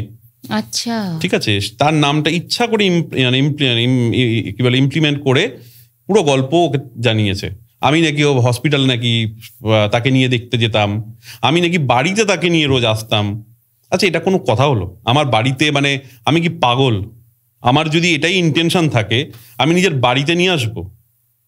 আমার কি মাথা খারাপ? মন্দিরে গেছেন হ্যাঁ, কোথাও আপনার ফেভারিট? হ্যাঁ, আমি হঠাৎ শুনছি আমি নাকি তারাপীঠ গেছি, তাও কি 2022 সালে। 2022 সালে প্রথমত হচ্ছে আমি সেই মহিলাটিকেই চিনতাম না, ঠিক আছে, কারণ তার সাথে আমার আলাপ হচ্ছে, আমি একটা সিরিয়াল করতাম, সেই সিরিয়ালে সে কাজ করতো, সেই সূত্রে আলাপ। এবং তারপরে যা হয়, কাজের জন্য বহুবার মানুষ ফোন করে, এটা তো আমাদেরকেও করতে হয়, আমাদেরকেও প্রডিউসারদের, আমাকে চ্যানেলের লোকেদের ফোন করতে হয় যে আমাদের কাজের জন্য। এটার মধ্যে তো কোনো ভুল নেই, আমরাও করি, এটা সবাই করে, সেরকমই আমাকে ফোন করতো। এবার যেহেতু কি হয়, আমি যদি দেখি যে একটা মানুষ ফোন করলে সেটাকে নিয়ে নোংরা কথা বলছে, আজে বাজে কথা বলছে, তাই হয়তো আমি সবসময় সবকিছু বলতাম না। মানুষ কি চায়, যে সংসারে যাতে অশান্তি না হয়, তাই ছোটখাটো মিথ্যে সবাই বলি আমরা সবাই। যদি কেউ বলে যে আমরা কোনো মিথ্যে বলি না, সে সবচেয়ে বড় মিথ্যেবাদী, সবচেয়ে বড় লায়ার। আমরা ছোটখাটো মিথ্যে সবসময় বলি for the betterment of our family, for the piece of our family. তো সেরকম ছোটখাটো মিথ্যে বলেছি, কিন্তু আমার উদ্দেশ্য ছিল যাতে ঝগড়াঝাটি কম হয়, সংসারে যাতে অশান্তি কম হয়, সেটার জন্য হয়তো বলেছি। এবং সেই সুবিধা নিয়ে, এবং এই লাইফটা থেকে দেখেছে একটি মানুষকে নিয়ে হয়েছে, এবং তাকে নিয়ে এত কিছু হচ্ছে দেখেছে, তাই পুরোটা প্ল্যান করে সে ইচ্ছা করে এটা বলেছে। এবং সে কিন্তু আবার যখন আমি চেপে ধরেছি তাকে যে তুমি কোথায় দেখেছো আমায় বলো, সে কিন্তু সঙ্গে সঙ্গে আর একটা ভিডিও, মানে সেটা সে কি বলেছে, আমি ঠিক আছে, আমি ওটা ভুল করেছি, আমি সেটা ক্ষমা চেয়ে নেব বলে সেরকম একটা ভিডিও আবার আমাকে করে পাঠিয়েছে, ঠিক আছে। আর তারাপীঠে গেছি আমরা 3 বন্ধু, মানে আমি এবং আমার 2 অ্যাসিস্ট্যান্ট, আমরা পুজো দিতে গেছি। কেন? আমাদের নতুন একটা প্রজেক্ট শুরু হওয়ার কথা ছিল তখন, যেটা করেওছি আমি নন্দিনী বলে একটা সিরিজ করেছি একটা চ্যানেলে, আমি ওটিটি প্ল্যাটফর্মে। সেটা শুরুর আগে সেটা বা ঠিক মনে পড়ছে 23 সালের কোনো একটা, আমি নন্দিনী তো করেছি, আমি 24-এ রিলিজ হয়েছিল, হ্যাঁ ওই সময় 23-এ আমি শ্যুট করেছি। সেই রকম সময় আমি পুজো দিতে গেছিলাম আমার 2 অ্যাসিস্ট্যান্টকে নিয়ে। হঠাৎ করে শুনলাম আমি নাকি তাকে নিয়ে গেছি, ছবি আছে তো, আমরা 3 বন্ধু মিলে আমরা গেছি তারাপীঠে, সেখানে আমরা পুজো দিয়েছি। তো সেটা তো মানে প্রকাশ্য দিবালোক, এবং আমি ফোন করে বলেছি যে তারাপীঠে এসেছি পুজো দিতে। আচ্ছা, এবার কি বলুন তো, এমন একটা সময় এসছে এখন যে যা খুশি পাচ্ছে বলছে, যার মনে হচ্ছে আমি হয়তো যদি বম্বে গেছি কিছুদিনের কাজের জন্য, সেখানেও আমি হয়তো বলতে পারি আমি কাউকে নিয়ে গেছি। তো এটা তো খুব সহজ, মানে কারুর যদি এটা মানে কাউকে নিয়ে চর্চা চলছে, তাকে নিয়ে তো যে কোনো কিছু বলে দেওয়া যায়। রাত্রি 2:30টার সময় আপনি যেটা বললেন যে ফোন কলস আসে, তো অভিযোগ আসছে যে রাত্রি 2:30টার সময় কল। হ্যাঁ, এইটা নিয়ে বলি, আমি যেটা একটু আগে বললাম, ওটা 2:30 না, ওটা হচ্ছে একটা হবে। সেটা হচ্ছে যে আমি দেখি ফোনটা এসছে, এবং দেখে যে আমি এটা নিয়ে একটা ঝগড়া হতে পারে, অশান্তি হতে পারে, আমি ফোনটা ধরিনি, রিসিভ করিনি। তারপরে যখন আমি তারপরেও যখন আমাকে বললো যে কে ফোন করলো, আমি যখন সঙ্গে সঙ্গে কল ব্যাক করি, দেখি ফোনটা সুইচ অফ, সামনেই ফোন করেছিলাম, দেখি ফোনটা সুইচ অফ। পরে আমি জানতে পারি যেটা ভুলবশত হাতে লেগে আমার দিকে চলে এসে 1-2বার রিং হয়ে ওটা কেটে দিয়েছে, ঠিক আছে। তো একটা মানুষ হয় না, আমরা ফোন করতে গিয়ে ভুল করে কোনো একটা নাম্বারে চলে যেতে পারে না ফোনটা, হয়তো অরিন্দম বলে অন্য কাউকে ফোন করতে গিয়ে হয়তো আমার কাছে ফোনটা কেটে গেছে, 2বার রিং হওয়ার পরই ফোনটা কেটে দিয়েছে। তো এটা কি এমন বড় বিষয়? এবং তারপরে আমি দেখি যে এটাকে নিয়ে যখন আমি বুঝতে পেরেছি যে ওই মানুষটাকে নিয়ে আমাকে অনেক কথা শুনতে হবে, আমি কি করেছি, সেই সময় ও একটা নাম বলেছিল যেটা কি ও ফোন করেছে দেখতে পাইনি বলে, তাই আমি বলেছিলাম হ্যাঁ, বলে আমি ইচ্ছা করে যে যাতে এই ঝামেলাঝাটি না হয় সেই নামটা লিখে রেখেছিলাম, যাতে এই অশান্তি, আমার পুরো উদ্দেশ্য, আমি তো জানি কি লেভেলের ফিউরিয়াস বা কি লেভেলের এটা নিয়ে এত হয়েছে, এত কিছু হয়েছে। তো সেই জন্য যে কোনো মানুষই চায় যাতে শান্তি বজায় থাকে। আচ্ছা, আমাকে একটা কথা বলুন, আমার যদি তার সাথে কিছু থাকতোই, আমি যখন, কারণ আমরা তো সবসময় একসাথে থাকি না, আমরা তো মাঝে মধ্যে সপ্তাহে 2-3 দিন একসাথে থাকতাম, আমি কি বলে দিতাম না যে ওই দিনটা আমি ওখানে থাকছি, তুমি ভাই ফোন করো না? এটা খুব স্বাভাবিক। আজকে যদি আমার সাথে কারো সম্পর্ক থাকবে, আমি তো প্রথম সেই কাজটাই করবো যে তোমাকে নিয়ে এত অশান্তি হচ্ছে, তুমি প্লিজ এই সময়টায় ফোন করো না। তাহলে সেই সময় কি ফোনটা আসতো? এটা কোনোদিন সম্ভব? আমার যদি তার সাথে সত্যি কিছু থাকে, প্রথমেই বারণ করে দেবো, তাহলে সেই ফোনটা আসলো কি করে? এবার আমি কি যে মানুষটার সাথে আমার কিছুই নেই তাকে আমি ফোন করে বলতে পারি তুমি ফোন করো না? তাহলে তো সেভাবে কি পাগল নাকি আমি তাকে বলে দিচ্ছি ফোন করো না? সে তো জানেই না এইসব কিছু হচ্ছে। হোয়াটসঅ্যাপে আপত্তিকর ছবি এসেছে এরকম কিছু বলছে, সেটা কতটা সত্যি? দেখুন, সেটা বহু পুরনো, সেটা হচ্ছে 2013 সালে একটা কিছু, সেটা একজন পাঠিয়েছিল, এবং তার পর মুহূর্তেই এবার সে সকালবেলা আমি যখন দেখতে পেয়েছে, দেখে আমাকে SMS করেছে ওটা আমার ছেলের হাতে লেগে ভুল করে চলে গেছে। হ্যাঁ, সেটা কেউ যদি, আমি তো কাউকে পাঠাইনি রে বাবা, এবার কেউ যদি ভুলবশত আমাকে কিছু পাঠিয়ে দিয়ে থাকে, তারপরে সে সেটা নিয়ে ক্ষমা চায়, হ্যাঁ, আমার ভুলটা কোথায়? আজকে জন্য আপনাকে কেউ কিছু পাঠিয়ে দিয়েছে, এবার সেটা কি আপনার ভুল না আমার ভুল? হয়তো আমার থেকে আপনার কাছে গেছে, সামাও ভুল করে চলে গেছে, যখন আমি দেখতে পেয়েছি সেটা ভুল হয়েছে, আমি সঙ্গে সঙ্গে আপনার কাছে ক্ষমা চেয়েছি, তো সেখানে আপনার ভুলটা কোথায়? সেটাই। আপনি কি পাঠিয়েছেন কিছু? সেরকম কি কেউ বলেছে যে আমি তাকে কোনো পাঠিয়েছি, আমি তাকে কোনো আপত্তিকর কিছু পাঠিয়েছি, আমি তাকে কোনো খারাপ প্রপোজাল দিয়েছি? এরকম তো হয়নি কিছু। না, টয়লেটে বসে ভিডিও কল করেছেন এরকম কিছু বলেছে। আর সবচাইতে বড় কথা, আপনাদের দুজনের প্রবলেম এইখানে একের পর এক নাম আসছে। মানে আমি শুধু ভাবছি যে এই পরিবারগুলো কি হবে, যাদের নামগুলো আসছে তাদেরও তো একটা করে ফ্যামিলি আছে। মানে বিষয়টা এরকম দাঁড়াচ্ছে এখন। টয়লেটের বিষয়টা বলতে আমার হাসি পাচ্ছে। এটাও সেই 2013 সাল নাগাদ, তখন না ফোনে এইরকম এই সেলফি টেলফি গুলো আসেইনি, বুঝতে পেরেছেন? এইসব ভিডিও কল এসব আসেইনি তখন। 2012-13 সাল, ভাবুন না, 13-14 সাল ওরকম সময়টা। তখন আমরা ছবি তুলতাম, জাস্ট ক্যামেরা এরকম করে রেখে ছবি তুলতাম, মানে ক্যামেরাটাকে পিছন থেকে আমরা দেখতে পেতাম না কি ছবি, সেলফি ছিল না, ঠিক আছে? তো সেরকমই আমি তখন পোস্টিং ছিল আমার খানাকুলে। তো সেখানে একজনের ওয়াইফ আমাকে ভীষণ ভাইয়ের মতো ভালোবাসতো, ঠিক আছে? প্রচন্ড ভালো, আমার থেকে প্রায় 15 বছরের বড় তিনি। তো তিনি আমায় প্রচন্ড ভালোবাসতেন, পুরো ভাইয়ের মতো। আমাকে খাওয়াতেন, যদি আমি যেতাম আমার জন্য খাবার করে পাঠাতেন। তো গ্রামের মানুষ যেরকম হয়, সেখানে একটা ওখানকার ইয়ে ছিলাম, বিএলআরও ছিলাম আমি। তো তিনি আমাকে বলেছিলেন সকালবেলা আমি ভাইটাকে একবার দেখবো। আমি একটা ছবি তুলি, যখন ভিডিও কল এভাবে আসেইনি, আমি একটা ছবি তুলছিলাম। আচ্ছা, এই হচ্ছে ঘটনা। এবং প্রতিটা ক্ষেত্রে কিন্তু তাদের সাথে কথা বলেছে, সবচেয়ে বড় কথা। এবং তারা কিন্তু প্রতিটা ক্ষেত্রে তারা এটাই, মানে যেটা আমি বলছি এরকম নয় যে তারা বলেছে যে আমি জোর করে তাদেরকে বলেছি বা আমি ইচ্ছা করে, সেটা কি তারাই সেটা, এগুলো কিন্তু তাদেরই ভার্সন, তারাই বলেছে এটা। একটা দুটো এরকম, বা ধরুন আজকে এত বছরের ইতিহাসে 4-5টা এরকম ঘটনা, এটা কি আমাদের কারোর জীবনে ঘটে না? ভুলবশত কি কোনো চলে যায় না? এটা কি মানে আমি প্রথম? এরকম তো আপনার আমার বহু মানুষের জীবনে এরকম হতেই পারে, কোনো ঘটনা ভুলবশত হতেই পারে।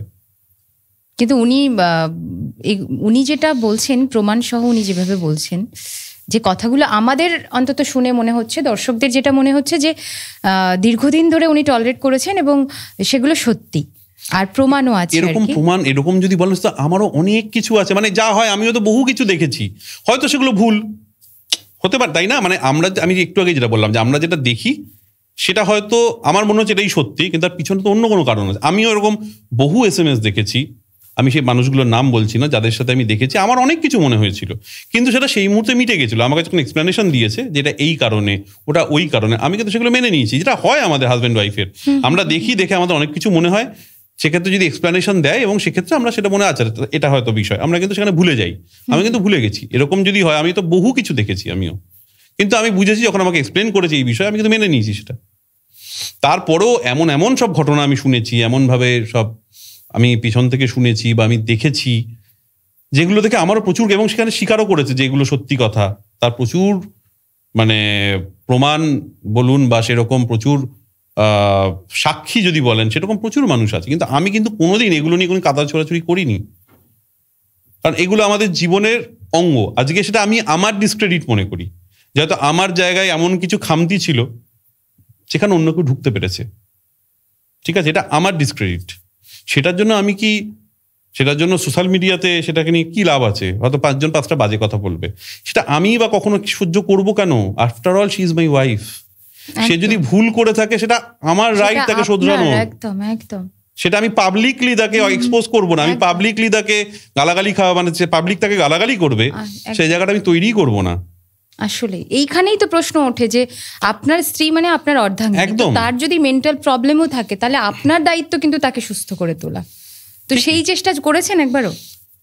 না, দেখুন, চেষ্টা করেছি বলতে অনেকবার বলেছি যে সাইকিয়াট্রিস্টের কাছে চলো, এবং ও যে প্রথম চাইতো না, কিন্তু লাস্টে যে বললাম, লাস্টে কথাই হয়েছিল আমাদের যে আমরা কোনো কাউন্সিলরের কাছে যাবো, এটা আমাদের কথাই হয়েছিল। কারণ আমাদের কারণে কোনো মানুষই পারফেক্ট হয় না। আমাদের প্রত্যেকটা মানুষের জীবনেই দোষ গুণ মিলিয়ে মানুষ, আমাদের প্রচুর দোষ আছে, প্রচুর ভুল আছে। আমি কোনোদিন বলতে পারবো না আমি পারফেক্ট, এটা হতে পারে না, সম্ভব। ভগবানও পারেনি, ভগবানও বলতে পারবে না সে পারফেক্ট। তাহলে এত কিছু হতো না, গল্প হতো না, এত পুরাণ, এত বেদ, এত কিছু হতো না। ভগবানের জীবনেও ভুল থাকে, সেখানে আমরা তো তুচ্ছ, তো ভুল তো থাকতেই পারে। কিন্তু ভুল তো আমি শুধু ভালোটাই দেখবো, খারাপটা দেখবো না, এটা তো হয় না। কারোর লাইফে ভালো যেমন থাকে খারাপও থাকে। একদম। তো আপনি একটাই প্রশ্ন, যে এত অভিযোগ, এত কিছু, এত কথা এই দীর্ঘ 1 বছর ধরে প্রায় চলছে, আপনি কি সবটাই অস্বীকার করছেন?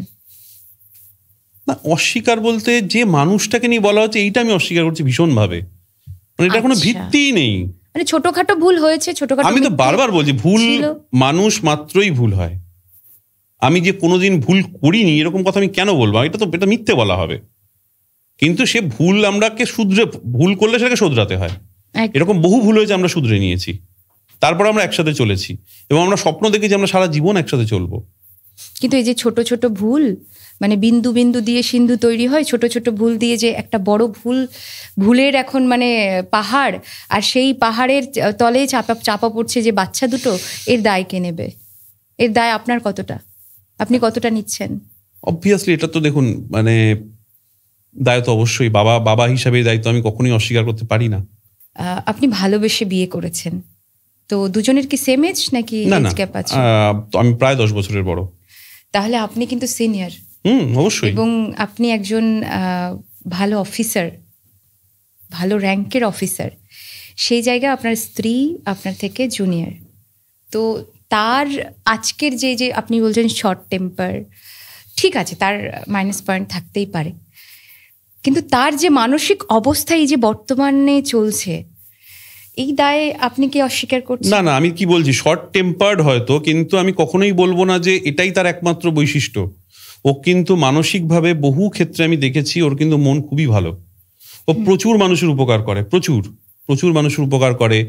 এরকমও হয়েছে নিজে না খেয়ে সেটা করেছে, এরকম আমি দেখেছি, যেগুলো আমার ভালো লেগেছিল। বা এখন আমি বলছি না যে ও পুরোপুরি হয়ে গেছে, মানে হয়তো আমাকে বলছে আমি পজেসড এসব বলছে, ঠিক আছে, সেটা রাগের মাথায় বলছে, আমি সেটা নিয়ে কিছু বলতে চাইছি না, কিন্তু ওর মধ্যে প্রচুর ভালো গুণও আছে, প্রচুর ভালো গুণ আছে।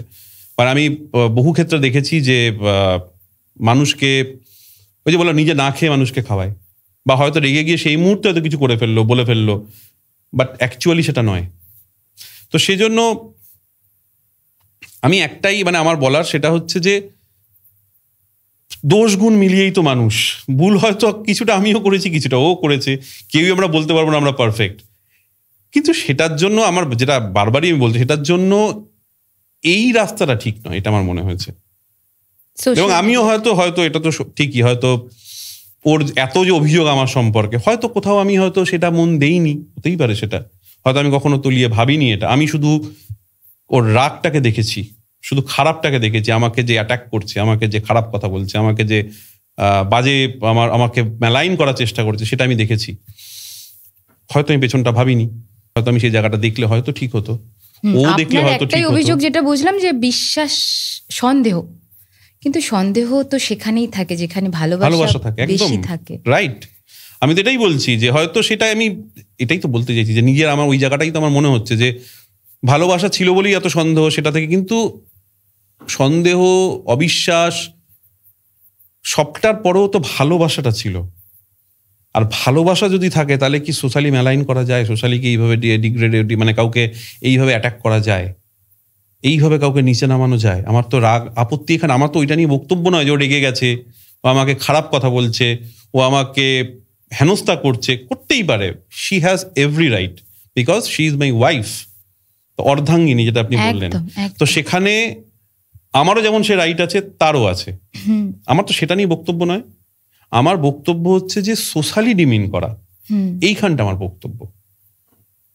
কারণ দেখলাম যে আগেরবার লাইভেও বলেছে যে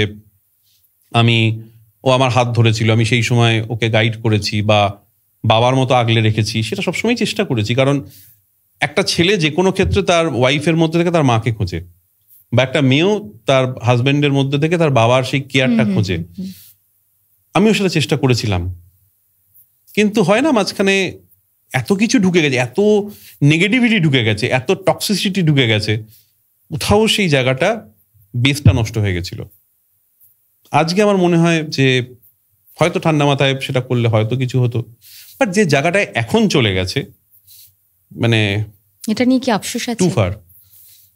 হ্যাঁ, এটা দরকার ছিল না, এই বিষয়টা দরকার ছিল না, হওয়াটা ঠিক হয়নি,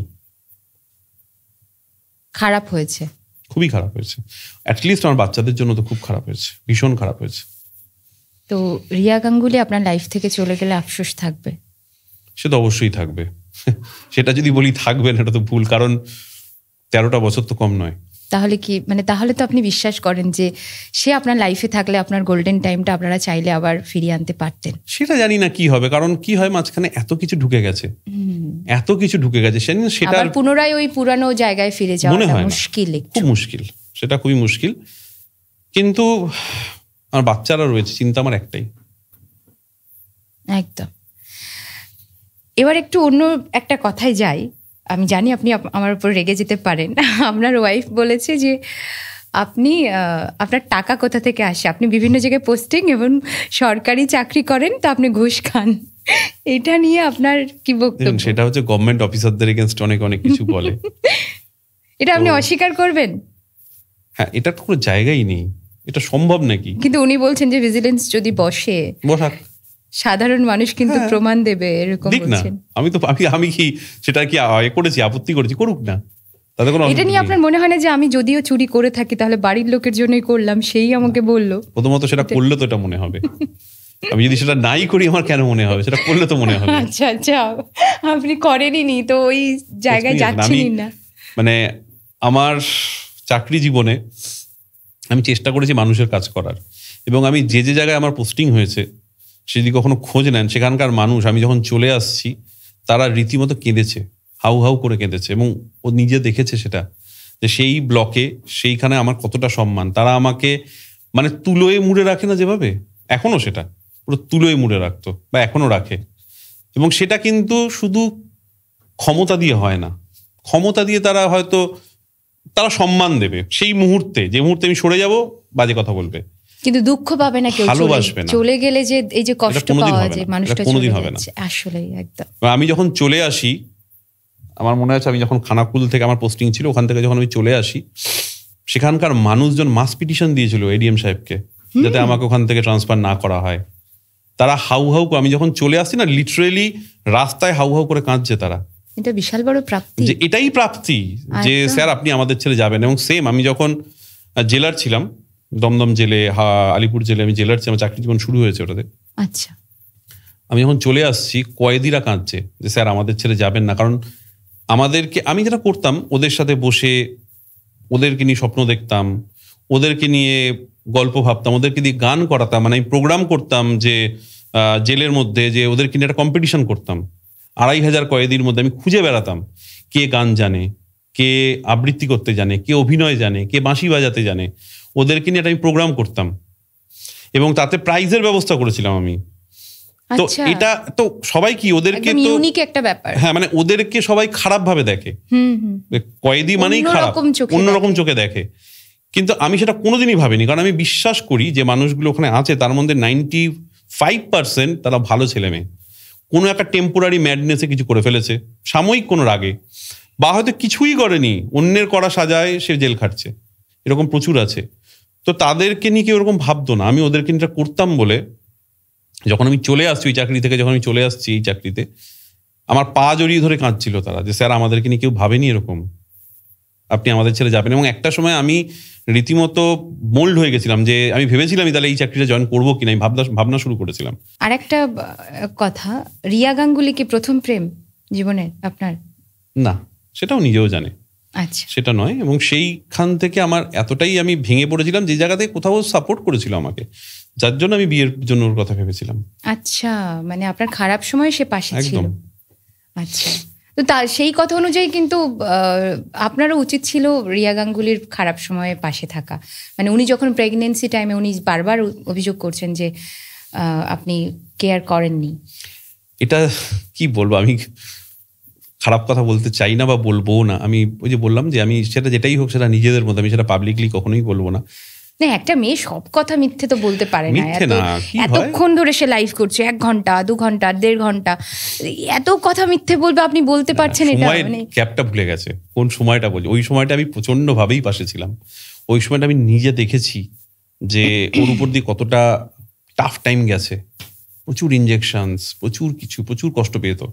এবং সেটার জন্য আমার মনে আছে আমি সবসময় মানে যখন ওকে এতেও ঢুকিয়ে নিচ্ছে, ওটিতে যখন ঢুকিয়ে নিচ্ছে বাচ্চা, মানে যখন ডেলিভারির আগে আমার হাতটাই শক্ত করে ধরে রেখেছিল। আমি তখন মাথায় হাত দিয়ে বলেছিলাম যে আমাদের ভবিষ্যৎ জীবন খুব ভালো হবে, আমাদের ভবিষ্যৎটা আসছে। তো সুতরাং আমার কষ্টের জায়গাটা তো এখানটাই। তারপরে যদি এগুলো শুনতে হয়, সেটা হয়তো রাগের মাথায় বলছে, ভগবান বিচার করবে, এখানে আমার বলার কিছু নেই। ভালোবাসা কি আছে দুজনের মধ্যে, কি মনে হয়? একটা কথা আছে, ভালোবাসলে তাকে খারাপ বাসা যায় না। একবার যদি কাউকে ভালোবাসা যায়, আমি বিশ্বাস করি তার ক্ষতি করা যায় না। তিনি যখন দেখছে বারবার যে তাকে যে ভালোবাসছে না, তখন হয়তো সে বাস্ট করে গেছে আর কি, তখন হয়তো তার ধৈর্যের সীমা এটা হয়তো বলছি, এটা হয়তো আপেক্ষিক, তার মনে হয়েছে বলেই তো এত কিছু করেছে। ইভেন এরকমও যে তাকে ম্যানিপুলেট করা হয়েছে বাচ্চা নেওয়ার জন্য, জোর জবরদস্তি করা হয়েছে। এটা খুব বাজে কথা, এবং একটা খুব বাজে শব্দ, বাজা শব্দ ইউজ করা হয়েছে আপনার বাড়ির পক্ষ থেকে। এখানটায় সত্যি কথা, এটা আমি ভেবেছিলামই আগেরবার, ইনফ্যাক্ট আমি আগেরবার ভিডিওতেও এটা বলার চেষ্টা করেছিলাম। এটার থেকে বড় বাজে কথা আর কিছু হতে পারে না। কারণ যেটা বলা হয়েছিল, আমাদের বিয়ের, ধরুন আমার 2013 সালে বিয়ে, 13 ডিসেম্বরে আমাদের বিয়ে, 2018 যখন 17 মানে প্রায় 5 বছর হয়ে গেছিল, তখনও আমাদের ইস্যু হয়নি। তাতে আমার দিদি বলেছিল ওকে যে দেখো, অনেক দিন তো হয়ে গেল, আমাদের মধ্যবিত্ত ফ্যামিলি, আমাদের বহু মানুষ তো উল্টোপাল্টা ভাবতেও পারে, তো তোমরা ডাক্তার মানে কনসাল্ট করো, তুমি ডাক্তার দেখাও, নয়তো কি হবে, লোকজন তো বলবে তুমি বাঁচা, লোকজন বলবে তুমি বাঁচা, আর আমি তোমাকে বললাম বাঁচা, দুটো কি এক হলো? সেক্ষেত্রে ওকে বলা হয়েছিল যে তোমরা ডাক্তার দেখাও, যদি সমস্যা হয়, আমি জানি না তোমাদের মধ্যে কি প্রবলেম, বাট যদি তোমাদের কোনো ফিজিক্যাল প্রবলেম থাকে কনসাল্ট করো ডক্টরের সাথে, আদারওয়াইজ তো লোকজন বলতে পারে বাঁচা। এইটা বলা হয়েছিল। এটার মানে আর যেটা বলা হয়েছে, দুটোর মানে কি এক? কিন্তু কথাটা শুনে তার মনে যে ক্ষত তৈরি হয়েছিল, সেটা তো একটা ক্ষত। সেই ক্ষত তো সবচেয়ে বড় পাশে আমি ছিলাম।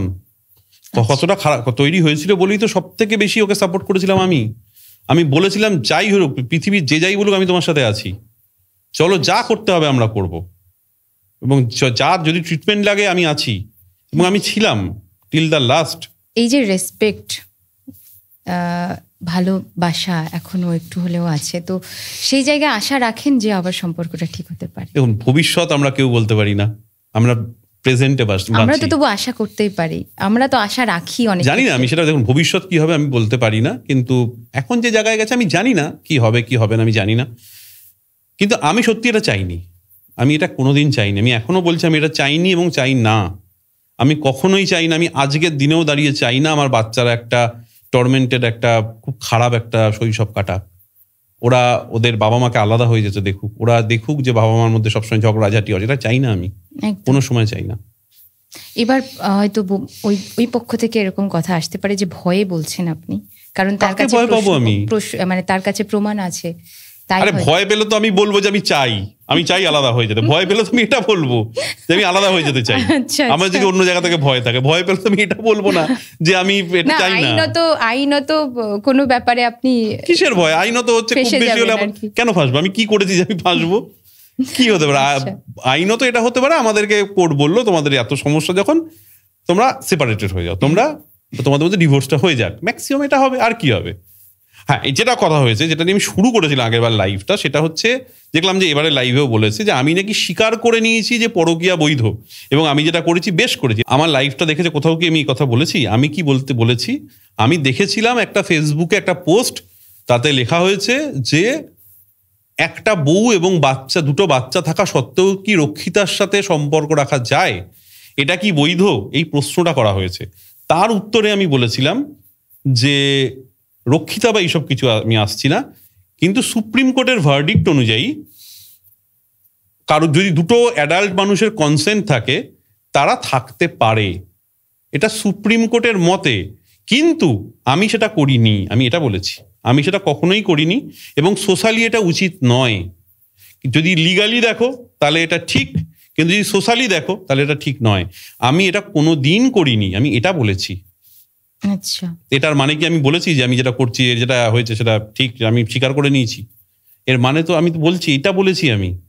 এবং আর একটা দুটো প্রশ্ন করেছিল, একটা এটা, এবং আর একটা হচ্ছে যে সরকারি চাকরি করা সত্ত্বেও কেউ কি ওয়েব সিরিজ ফিল্ম করতে পারে? বলেছিলাম হ্যাঁ পারে, প্রচুর মানুষ আছে যারা সরকারি চাকরির সাথে, কেউ লেখক, কেউ কবি, কেউ সিঙ্গার, কেউ অভিনেতা, প্রচুর অভিনেতা আছে যারা সরকারি চাকরি করে, প্রচুর রাইটার আছে যারা সরকারি চাকরি করে। আমাদের তো কোনো প্রবলেম নেই এখানে, ডিপার্টমেন্টে আমার পারমিশন নেওয়া আছে। আচ্ছা, এইটা আমি বলেছি। সত্যি কি আপনাকে মারধর করতো? এরকম কিছু না, সেটা তো রাগের মাথায় অনেক কিছুই করেছে, সেটা তো আমি আগের বার দেখিয়েছি ছবি। বাট ঠিক আছে, সেটা তো আমি আবারও বলছি, ওটা তো মানে part of life, part of relationship. রাগের মাথায় অনেক অনেক কিছু করে ফেলে, সেটা হয়তো করেছে, কিন্তু সেটার জন্য তো আমি এটা, তাহলে তো আমি তখনই প্রভাব দেখাতে পারতাম, বা আমি তো অনেক কিছু করতে পারতাম। তা আমি কখনো করেছি নাকি এটা? এটা কি মানে হাজব্যান্ড ওয়াইফের মধ্যে তৃতীয় লোককে নিয়ে আমি যেটা করবো, আমার কি নিজের কোনো বেস নেই নাকি? এটা কোনো হয় নাকি এটা কখনো? অভিযোগ উঠছিল যে আপনি বাচ্চাদের সাথে সম্পর্ক রাখেন না, বাচ্চাদেরকে ভালো। আমার এত কথা শুনে কি সেটা মনে হলো? বাচ্চাদের খোঁজ নেন প্রতিদিন? আমি তো আবারও বলছি, বাচ্চারাই হচ্ছে আমার সবকিছু। ওরা ছাড়া আমার কিছু আর মানে আমার জীবনে আর কিছু নেই। হয়তো আমি দেখুন, আমি হয়তো সময় করে গিয়ে উঠতে পারি না রোজ, এটা কি করে সম্ভব? আমার মা এত অসুস্থ, আমার বাবা, মানে দুটো মানুষ, এখন তো আমার দিদিও নেই, আমি একটাই ছেলে। তো আমি যে কোনো মুহূর্তে মানে শরীর খারাপ হতে পারে, আমার সবসময় আতঙ্কে থাকি। একটা যদি ফোন আসে বাড়ি থেকে, আমি চিন্তায় পড়ে যাই যে তাহলে কি মায়ের কোনো শরীর খারাপ হলো, তাহলে কি বাবার কোনো প্রবলেম হলো। তো এরকম একটা ফেজের মধ্যে দিয়ে আমি যাচ্ছি, তার জন্য আমি সবসময় ওখানে গিয়ে উঠতে পারি না, সেটা মানে পসিবল হয় না আমার পক্ষে। যার জন্য আমি রীতিমতো গত বছর আমি পায়ে ধরে কেঁদেছিলাম যে প্লিজ আমার বাড়ি দমদমে ফিরে চলো, প্লিজ। সে আসেনি? আমি কেঁদেছিলাম যে দেখো যা হয়েছে হয়েছে, আমাদের মধ্যে ঝগড়া, অশান্তি, ভুল বোঝাবুঝি যা কিছু হয়েছে সব ভুলে যাও, চলো আবার দমদমে আমরা ফিরে যাই, আবার আমরা ওখান থেকে যাতায়াত করি। এটা কতদিন আগে? 24-এ আমার দিদির যখন এরকম চলছে একটা, তখন না সামহাও আমার খুব কষ্ট হয়েছিল যে আমি জামাইবাবুকে দেখেছিলাম, আমার মনে হয়েছিল যে জামাইবাবু এবার একা। আমি বুঝতে পারছি, কারণ যত দিন যাচ্ছে ডাক্তাররা মানে আমাকে বলে দিচ্ছে যে দেখুন আর কোনো উপায় নেই, বাঁচানো কোনোভাবে সম্ভব নয়। তো তখন আমার মধ্যে অদ্ভুত একটা রিয়েলাইজেশন হয়েছিল যে এরকম যদি আমি কখনো একা হয়ে যাই, বা যদি ও কখনো একা হয়ে যায়, তাহলে এই ঝগড়াঝাটি অশান্তি করে লাভটা কি? আমরা তো দুজনই একা হয়ে যাব। কারণ যাই হোক, যত ঝগড়াই হোক, আজকে যদি আমি কখনো শুনি যে কোনো খারাপ বিপদের মধ্যে, আজকে ফর এক্সাম্পল আমি যখন কিছুদিন আগে আমার মা হসপিটালাইজ ছিল, অ্যাপোলো হসপিটালে ভর্তি ছিল, এই যখন এই 22 তারিখে বাড়িতে এই হুজ্জুতিটার পর এমন করেছে যে মাকে হসপিটালাইজ হতে হলো, এত চিৎকার চেঁচামেচি অশান্তি করেছে। তো মাকে দেখতে গেছিল, তারপরে আমি এতে যাই, মাও বেরিয়ে যায়, আমি তারপর যখন আমি বেরোচ্ছি রাস্তায় বেরিয়ে দেখি যে ও রাস্তায় মাথা ঘুরে পড়ে গেছে। তো দেখে আমি সঙ্গে সঙ্গে আমি দেখলাম এই কি, তার সঙ্গে সঙ্গে আমি ছুটে গেলাম ওখানে, জল নিয়ে এলাম, গ্লুকন ডি করে খাওয়াই। আবার যখন সুস্থ হলো আমি বললাম আমি কি ছেড়ে দিয়ে আসবো? বলো না, আমি একটা বাইক নিয়ে এসেছি, আমি চলে যাব। তো আমি তো চলে যেতেই পারতাম, সেটা কি সম্ভব? যদি আমি এখনো দেখি, আমার এত ক্ষতির পরেও আমি যদি কখনো দেখি যে কোনো বিপদে আছে, বা যদি আমি শুনতেও পাই যে বিপদে আছে, আমি কি পারবো চুপ করে থাকতে? কোনোদিনই পারবো না। কারণ ওই যে বললাম, ভালোবাসাটা কখনো খারাপ বাসা যায় না কাউকে ভালোবাসলে। তো যাই হোক, মানে যত ক্ষতিই আমার হয়ে যাক, যদি আমি কখনো শুনতে পাই, কারণ আফটার অল ও আমার বাচ্চাদের মা, আফটার অল আমাদের নিজেদের পরেও, নিজেদের সম্পর্কের পরেও আমার বাচ্চাদের মা। তো সেক্ষেত্রে আমি যদি কখনো শুনি যে কোনো প্রবলেমের মধ্যে আছে, আমি ছুটে যাবই। এবং আমি বিশ্বাস করি যদি আমারও সেটা হয়, হয়তো ও আসবে, এটা আমি বিশ্বাস করি, এখনো বিশ্বাস করি। হয়তো সেরকম হলে নিশ্চয়ই সেটা আসবে। প্রশ্নটা কি যেন ছিল, প্রশ্নটাই ভুলে গেলাম। তাহলে কি সম্পর্কের মাঝে এই যে ইগো নামের শয়তানটাই সবকিছু শেষ করে ফেলে? Obviously, this is the main problem. আমাদের মাঝখানে বোধহয় ইগোটা মানে শয়তানের কাজ করে। আমাদের মনে হতো যে আমি ভুল করিনি, আমি কেন বলতে যাব? ওরও মনে হতো যে ও কেন বলছে না, যে আমি যেখানে এত রেগে যাচ্ছি, যেটা আমি একসময় করতাম, ও ভুলভাল যাই হোক আমার উপর যখন হুজ্জুতি করতাম, আমি কি যাই হোক, আমি না মানে কাছে থাকলে আমার দিকে মুখ ফিরিয়ে থাকবে, এটা আমি পারি না। আমি হয়তো বুঝছি আমি ভুল করিনি, ও হয়তো নিজে থেকে এত ভুল বুঝেটা করছে, স্টিল আমি গিয়ে সেটা মানাতাম। একসাথে যখন নেই আমরা, তখন তো সেই স্কোপটা নেই, তখন তো ওর মতো রাগ করে বসে থাকলো, আমি আমার মতো দূর বয়ে গেল। দুদিন পর যখন রাগ কমবে ঠিক হবে, এইটা করতে করতে করতে করতে কোথাও মাঝখানে একটা বিরাট গ্যাপ হয়ে গেছে। বাচ্চাদেরকে প্রতিদিন ফোন করেন? যে হ্যাঁ, এখান থেকেই শুরু হলো, বাচ্চাদের কথাটা থেকে। বাচ্চাদের সাথে সেটাই আর কি। এবার আমি যেটাই হোক আমাদের মধ্যে, কিন্তু বাচ্চাদের ব্যাপারটা তো কোনোভাবে আমি অস্বীকার করতে পারবো না, কারণ ওরা আমারই ভবিষ্যৎ এবং আমাদের রিফ্লেকশন। একদম। আমার ছেলে রাত্রিবেলা এখন আমার মতো করেই শোয়ে, আমি ঠিক যেভাবে শুই ওভাবেই শোয়ে। আমার মেয়ে এবং আমার ছেলের সবচেয়ে বেশি মানে একদম আমার কার্বন কপি, যেটা আমার ওয়াইফও সবসময় বলে যে যখন আমার উপর রাগ হতো যে তুমি যদি নাও থাকো অসুবিধা নেই, আমি তোমাকে পেয়ে যাবো ওর মধ্যে। কারণ আমার ছেলের হাঁটা চলা, আদব কায়দা সবকিছুই আমার মতো। তো আমাদের রিফ্লেকশন তো ওরাই, তাই ওদেরকে ছেড়ে কোথায় যাব? যাই হয়ে যাক, আলটিমেটলি বাচ্চাদের ছেড়ে তো কোনো মানে ভাবতেই পারি না আমি। তো ওদের সাথে কি প্রতিদিন কথা হয়? প্রতিদিন। এখন এই একটা সিচুয়েশন আমার খুব খারাপ লেগেছে, কারণ মেয়েকে দিয়ে এইসব বলাচ্ছে, ছেলেকে দিয়ে এইসব বলাচ্ছে। হয়তো এই মুহূর্তে হয়তো আমি ইচ্ছা কারণ ফোন করলেই হয়তো আমাকে এইসব শুনতে হবে, খারাপ লাগে। তাও আজ সকালেও ফোন করেছিলাম, কথা বলেছিলাম। হয়তো কিছুদিন এটা চলবে, আবার ঠিক হয়ে যাবে। রোজ হয়তো হচ্ছে না, কিন্তু হ্যাঁ কালকেও কথা হলো, আজকেও হচ্ছে রোজ, মানে অলমোস্ট। আগে তো রোজই হতো, এখন একটু হয়তো সেটা কমছে কিছুদিনের জন্য, আবার হয়ে যাবে, ঠিক হয়ে যাবে। একদম। এই যে এইরকম একটা বিষয় চলছে এখন, আপনার একটা স্বাভাবিক জীবনযাপন ছিল, তো সেই জায়গা থেকে এখন পরিবর্তন এসেছে নিশ্চয়ই। সেটা কি ধরনের, মানে কি কি ফেস করতে হচ্ছে? ফেস করতে হচ্ছে বলতে প্রথমত নিজেকে আমার সীতা মনে হচ্ছে। কেন? অগ্নি পরীক্ষা দিচ্ছি আমি। রামায়ণের সীতাকে কি করতে হচ্ছে, প্রতি মুহূর্তে আগুনে নিজেকে সমর্পণ করে প্রমাণ করতে হয়েছে সে সৎ, সে সতী। আমি এখানে নিজেকে সীতা মনে হচ্ছে আমার। প্রতি মুহূর্তে আমাকে প্রমাণ করতে হচ্ছে যে আমি ঠিক, আমি এরকম করিনি, বা আমি মানে অদ্ভুত একটা সিচুয়েশন। আচ্ছা, এরকম একটা গোল্ডেন পিরিয়ড আপনি পার করেছেন, আবার এরকম একটা বাজে সময়ের মধ্যে দিয়ে পার করছেন। এই জায়গায় ভালোবাসার সম্পর্ক নিয়ে কোনো সাজেশন কিংবা কোনো বার্তা, সেটা পজিটিভ হোক কিংবা নেগেটিভ, শুনতে চাই। না, আমি আবারও বলছি, আমি নেগেটিভ কথা ভাবি না কখনো, কারণ আমি প্রচন্ড পজিটিভ মানুষ। আচ্ছা, আমি নেগেটিভিটিকে কোনোভাবে প্রশ্রয় দেই না। আমার মানে ওর জন্য প্রচুর শুভেচ্ছা রইল, ভালো থাকুক, জীবনে আনন্দে থাকুক। আমি কোনোদিন কারো খারাপ চাইও নি, চাইবো না। Till the last breadth of my life আমি কোনোদিন চাইবো না কারো খারাপ হোক, ভালো থাকুক। কিন্তু হ্যাঁ, মানে ভালোবাসাটা ভালোবাসার মতোই থাকা উচিত। এই টক্সিসিটি হয়তো উচিত নয়, তার মানে এই না যে ভালোবাসার প্রতি বিশ্বাস চলে যাওয়া উচিত, সেটাও নয়। ভালোবেসে তো প্রচুর মানুষ ভালো আছে, সবাই যেন ভালো থাকে।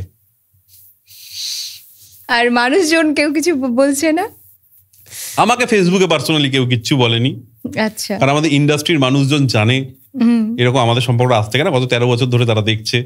ফলে ইন্ডাস্ট্রির মানুষজন এটা খুব ভালো জানে, সুতরাং তারা এটা নিয়ে বদার্ডই নয়। তারা এরকম জানে যখন বহু হয়েছে, আবার মিটেও গেছে। এবারে বিষয়টা হয়তো একটু বাড়াবাড়ি হয়ে গেছে, কিন্তু এরকম তারা এটা নিয়ে হাসে, ওদের মধ্যে ঝগড়াঝাটি বাওয়ালি সব হবে, আবার মিটেও যাবে, ওরা নিজেরা আবার ঠিক করে নেয়। ফলে ওরা এটা নিয়ে একদমই কেউ ওরিড নয়। অ্যাটলিস্ট আমাকে তো কেউ কিচ্ছু লেখেনি বা কেউ কিছু বলেও নি। দেখেছে দু একজন হয়তো বলেছে যে এটা কেন করলো, এটা তো না করলেই পারতো, এটা তো নিজেদের মধ্যে করে নেওয়া উচিত, এটা এইরকম কেউ করে, এইটুকুই ম্যাক্সিমাম। একদম। তারপর শুনলাম যে আমার এগেনস্টে নাকি প্রচুর এখন কমপ্লেন করবে, তো তাতে অসুবিধা নেই। দেখুন, আমি তো কাউকে আটকাতে পারবো না, কারুর যদি কিছু করার থাকে করবে, I have to face it. আমি আমার মতো করে সেটাকে প্রোটেক্ট করবো, একদম ম্যাক্সিমাম এটুকুই আমি করতে পারি। শুনলাম অনেক কথা, জানলাম অনেক কিছুই, আর প্রশ্ন তুললাম, উত্তর পেলাম, কিছু স্পষ্ট শুনলাম, আর কিছু ঝাপসা তো রয়েই গেল। আসলে সম্পর্কের মাঝের ভিতরের জিনিসটা তো আমরা বুঝতে পারি না, কিন্তু আমরা তবুও কাউকে না কাউকে দোষারোপ করি। আজকের এই আলোচনায় আমরা কাউকেই দোষারোপ করতে চাইনি, আর চাইছিও না। না অরিন্দম চক্রবর্তী, না রিয়া গাঙ্গুলি, দুজনের জায়গায় ঠিক। কিন্তু অনেকেই প্রশ্ন তোলেন, অনেকে বলেন যে পুরুষ মানেই দোষী, অনেকে বলেন নারী মানেই নাটক করেন। তাদের উদ্দেশ্যে বলি যে সম্পর্ক যখন ভাঙে তখন দুই পক্ষই রক্তাক্ত হয়। আজকে দাদার কথা শুনে আরও একবার সেটা মনে হলো। যাই হোক, ভালো থাকুন, আর এই পজিটিভ মাইন্ড নিয়েই থাকুন। দেখুন কতটা কি হয়। আপনি বললেন যে ভবিষ্যৎটা আমরা জানি না, তবুও আমরা আশা রাখি যে সম্পর্কটা ঠিক হয়ে যাক। কারণ সম্পর্ক যখন ভাঙে তখন সবচাইতে ওই বাচ্চা দুটোর নীরবতা চিৎকার করে খুব জোরে, এটা আমরা সবাই বুঝি, আমাদের এটুকু বোঝা উচিত বোধ হয়। যাই হোক, তবুও খুব টক্সিক হয়ে গেলে আবার আলাদা থাকাটা মনে হয় জরুরি। দাদা আরও কষ্ট পাচ্ছে বাচ্চা দুটোর কথা ভেবে। শেষ করতে হবে, অনেকক্ষণ কথা বললাম। ভালো থাকুন, আর বাচ্চাদেরকে এভাবেই মাথায় রাখুন ভালো বাবা হয়ে। আজকে এই পর্যন্তই, আবার দেখা হবে অন্য একজনের সাথে অন্য একটা গল্পে।